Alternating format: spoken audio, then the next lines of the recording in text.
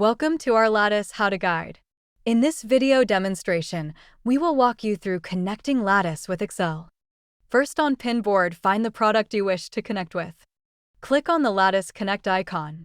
In the Connect page, select the Excel tab. Outlined are connection steps to connect your data product to Excel. Copy the connection details.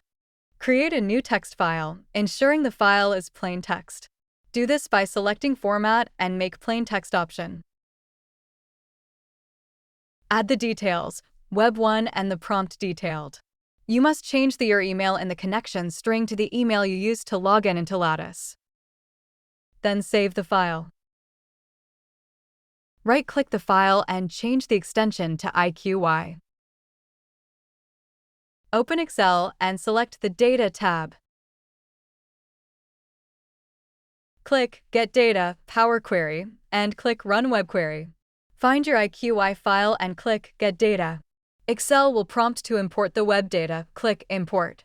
The data will be imported into a new worksheet, and then you can transform the data into a readable format via the Text to Columns option in the Data tab and start analyzing your data product. Your data product is now connected to Excel in easy-to-follow steps, zero code needed. The data is ready to explore and further analyze in Excel.